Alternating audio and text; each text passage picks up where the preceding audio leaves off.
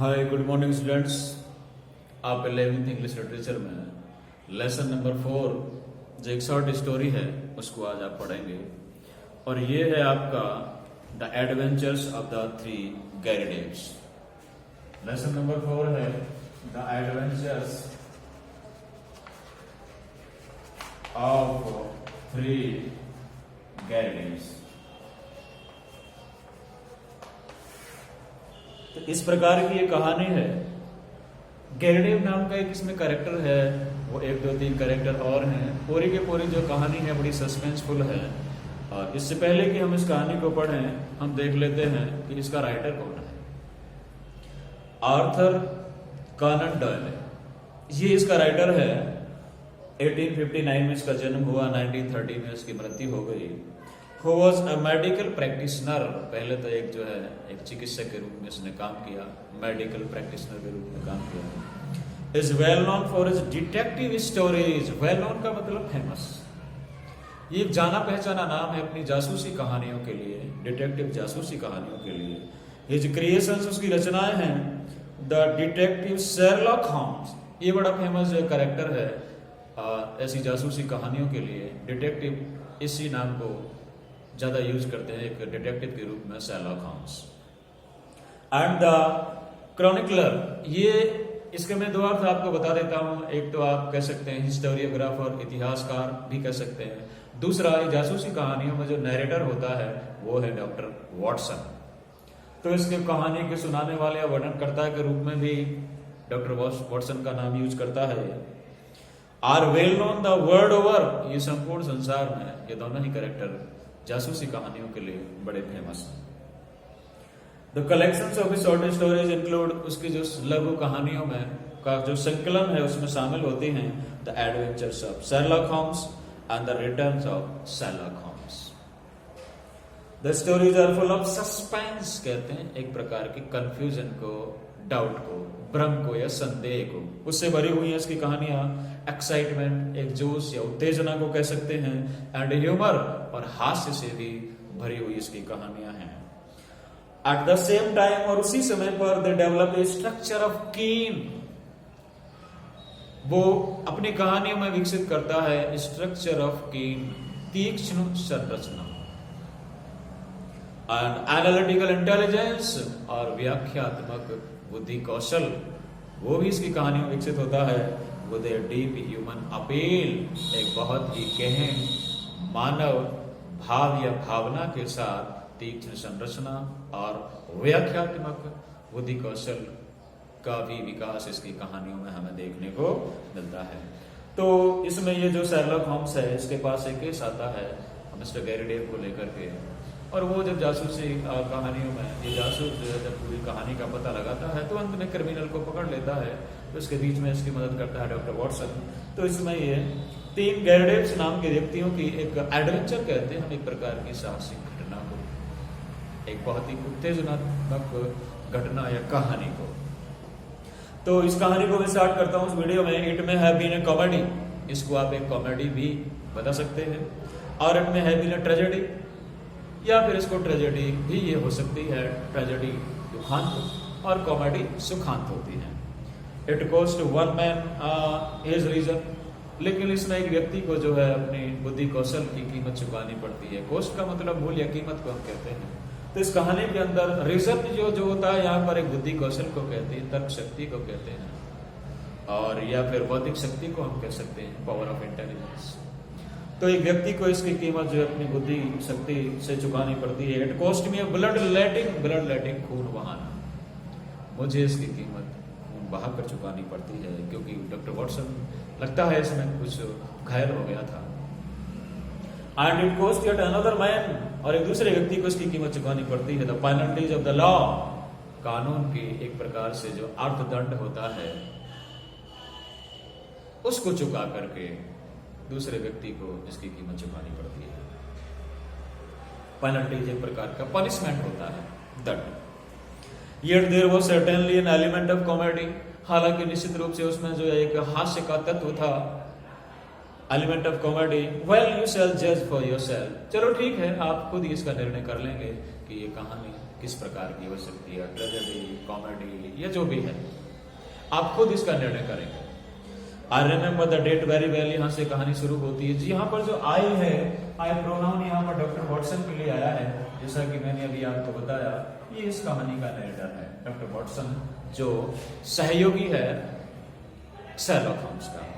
तो I remember the date very well, मुझे वो दिनांक अच्छी तरह याद आता है। For it was in the same month, उसी महीने में की बात थी, that Holmes refuse a knighthood for services, कि होम्स ने अपनी सेवाओं के लिए नाइटहुड की जो वहां उपाधि मिलती है उसको लेने से इनकार कर दिया।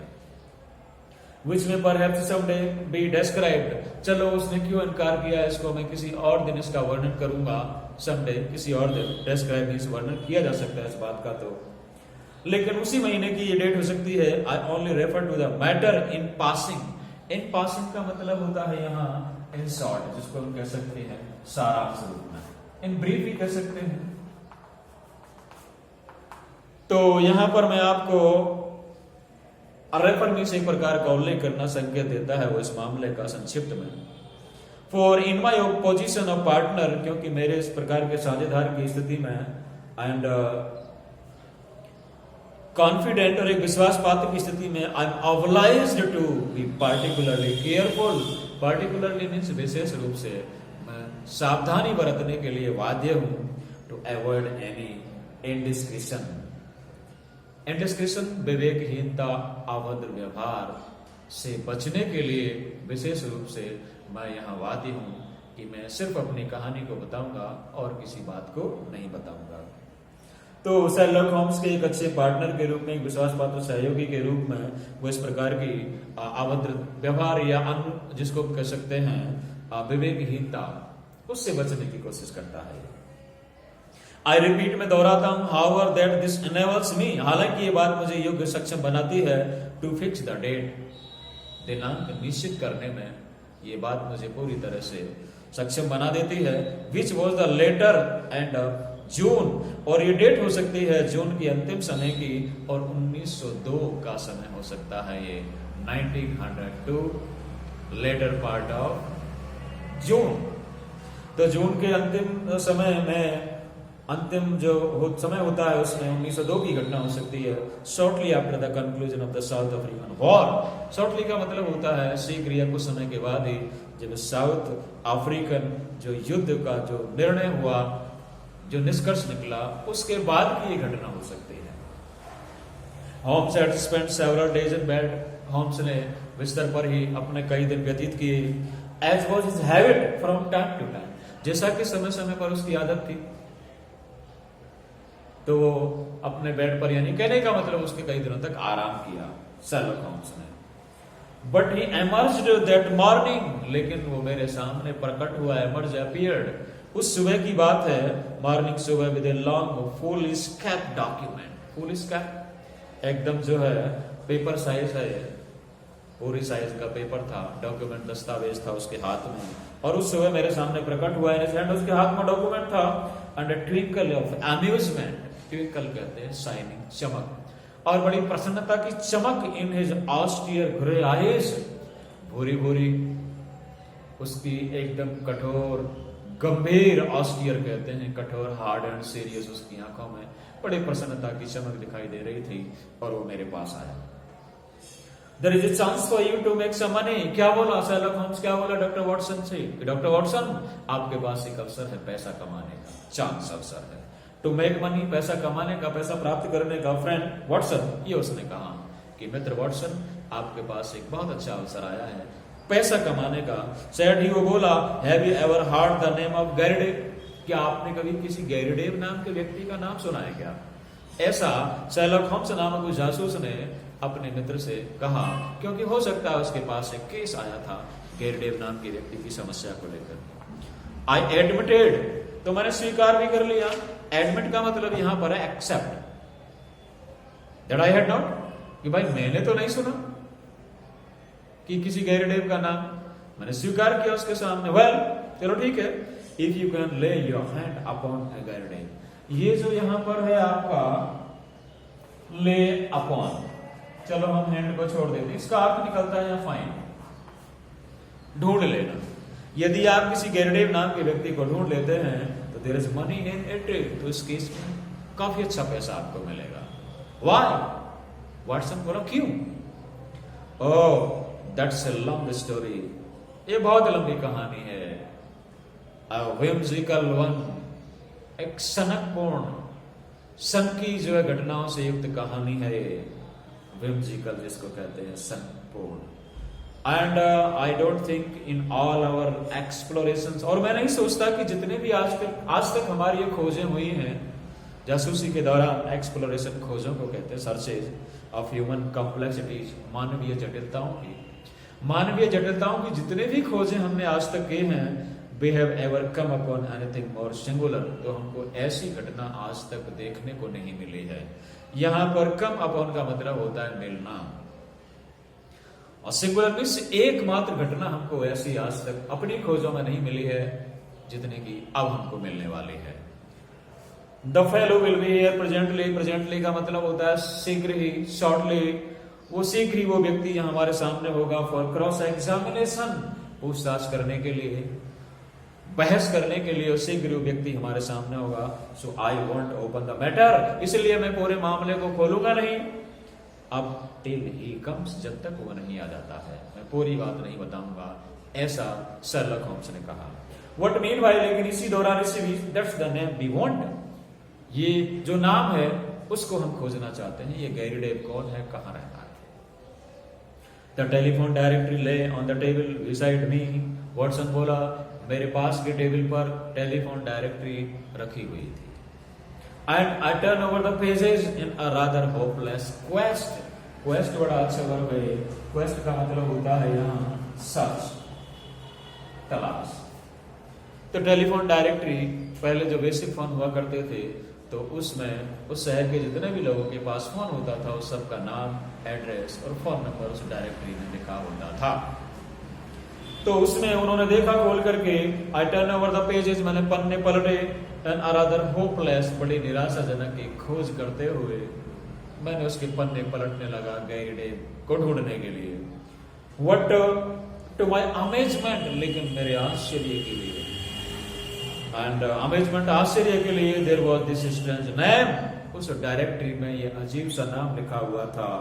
इन इट्स ड्यू प्लेस, उचित स्थान पर, I give a cry of Triumph, तो मैंने उस गैरी डेव का नाम देखते ही, ट्रायम्फ कहते हैं विजया जीत को, तो एक प्रकार की विजया जीत प्राप्त होने की जो यहाँ पर एक खुशी की आवाज है वो मेरे मुंह से निकल गई।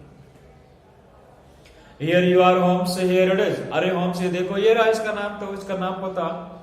Holmes took the book from my hand, तो वो जो बुक थी टेलीफोन डायरेक्टरी थी उसको मेरे हाथ से होम्स ने ले लिया। शर्लक होम्स पूरा नाम है होम्स का। गैरी डेव एंड वो लिखा हुआ था, ही रीड, वो पढ़ने लगा। 136 उसका मकान नंबर था, लिटिल राइडर स्ट्रीट, ऐसा वो पढ़ने लगा डायरेक्टरी में, ऐसा W.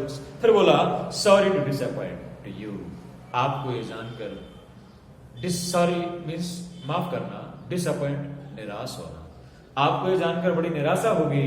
My dear Watson, but this is the man himself, यही तो वो आदमी है जो हमारे सामने इस केस को लाया है। That is the address upon his letter, उसके पत्र पर यही पता लिखा हुआ है। We want another to match him, match का मतलब मिलता जुलता, हम उसके जैसा दूसरा मिलता जुलता नाम हमको ढूंढना है, ऐसा उसने कहा। तो वहां पर मिसेज हडसन हैड कम इन, तो मिसेज हडसन वहां पर आई जो वॉटसन के घर में थी, वो वहां आई अंदर कमरे में, with A card upon a tray, एक ट्रे पर एक कार्ड रख करके लाई।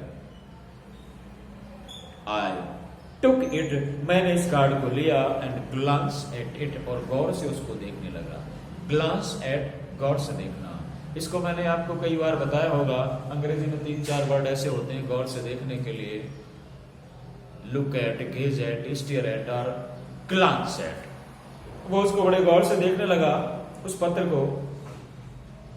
And why here it is, अरे क्यों भाई ये रहा।